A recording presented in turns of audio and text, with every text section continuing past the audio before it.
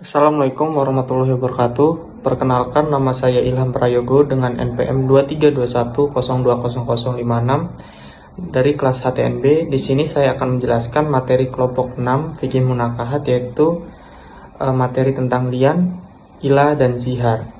Yang pertama yaitu ada pengertian dari lian.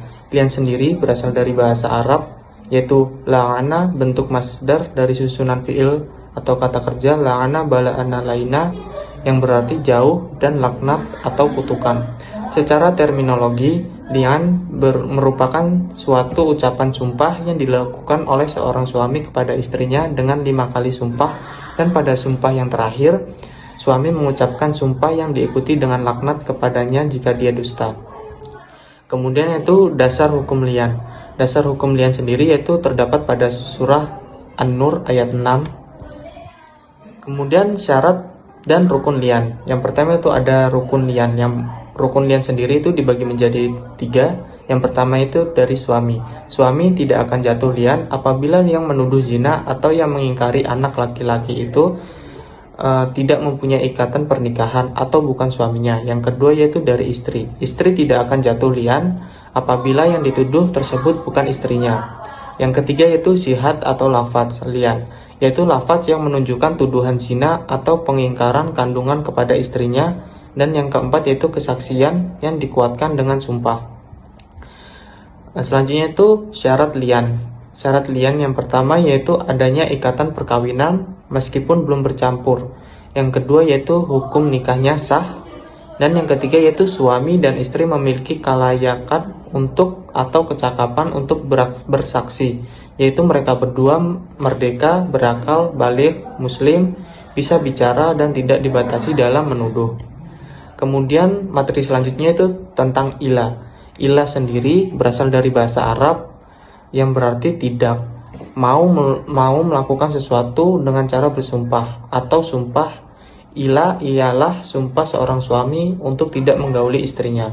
Dasar hukum ila sendiri tidak ditemukan dalil dalam bentuk ayat Al-Quran yang secara tegas melarang melakukan ila. Demikian pula tidak ada larangan dalam hadis Nabi tentang ila. Kemudian rukun dan syarat ila. Rukun dari suatu perbuatan hukum merupakan bagian atau yang mewujudkan perbuatan tersebut.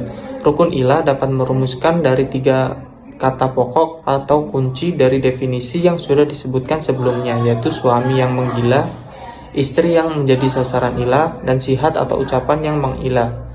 Kemudian tujuan dan hikmah ilah. Setiap ketentuan agama mempunyai tujuan dan hikmah yang bermuara pada kemaslahatan umat.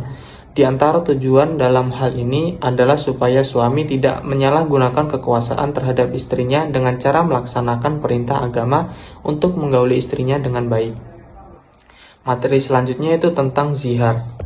Yang pertama itu ada pengertian zihar. Zihar diambil dari kata zar yang berarti punggung. Kalau seorang suami mengatakan kepada istrinya, "Anti alayya kazahri ummi", artinya engkau bagiku adalah seperti punggung ibuku. Berarti si suami telah menzihar istrinya. Yang dimaksudkan suami haram menggauli istrinya untuk selama-lamanya. Hukum zihar sendiri, menurut pendapat ulama sepakat mengatakan zihar itu hukumnya haram.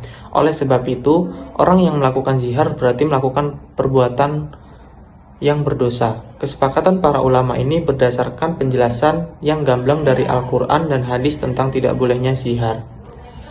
Selanjutnya itu ketentuan zihar. Yang pertama yaitu pernyataan. Zihar harus dinyatakan dengan jelas dan tegas oleh suami. Kemudian yang kedua yaitu adanya sanksi. Setelah melakukan zihar, suami wajib membayar kafarat atau tebusan untuk menghapuskan perbuatan tersebut. Kafarat biasanya berupa puasa 2 bulan berturut-turut atau memberi makan 60 orang miskin. Yang ketiga yaitu tidak lanjut. Suami harus bertaubat dan memperbaiki hubungannya dengan istrinya setelah kafarat dilakukan. Selanjutnya itu akibat zihar. Yang pertama itu adanya larangan bersama. Suami tidak diperbolehkan berhubungan intim dengan istri setelah zihar. Yang kedua yaitu kewajiban kafarah. Suami wajib membayar kafarah yang biasanya berupa puasa 2 bulan berturut-turut atau memberi sejumlah orang miskin makan. Kemudian Yang ketiga itu dampak psikologis. Zihar dapat menyebabkan stres, emosional, dan konflik dalam hubungan. Mungkin itu saja yang dapat saya sampaikan materi tentang lian, ila, dan zihar. Kurang lebihnya saya mohon maaf. Saya akhiri. Wassalamualaikum warahmatullahi wabarakatuh.